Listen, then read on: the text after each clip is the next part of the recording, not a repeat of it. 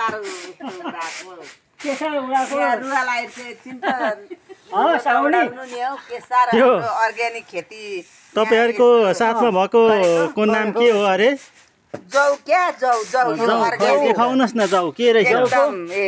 एकदम अर्ग्यानिक क्या जौ जौ खाइयो भने यो जौको जौ भात खायो भने गोची पनि छु अरे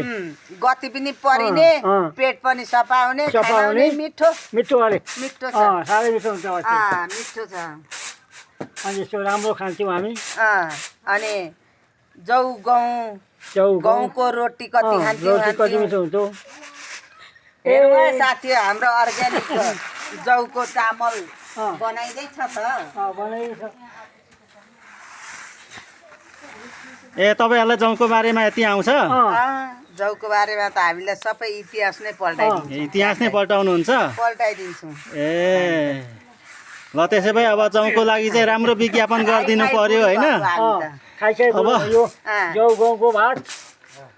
कस्तो राम्रो हुन्छ हिउँसँग खानुपर्छ उत्तिकै मिठो हुन्छ दुधसँग खानुपर्छ उत्तिकै मिठो हुन्छ दुध त खानु झन् मिठो अनि उठ्न चाहिँ साह्रो क्या खाना चाहिँ खाना नरम हुने होइन खाना नरम नरम मिठो। ल तपाईहरु दर्शक वृन्दहरूलाई यो हाम्रो सिर्जनाले कुटेर भिडियो टिप्स चाहिँ कस्तो लाग्छ तपाईलाई मन परेमा लाइक कमेन्ट र सेयर गर्दै सब्स्क्राइब गरिदिनु होला धन्यवाद छ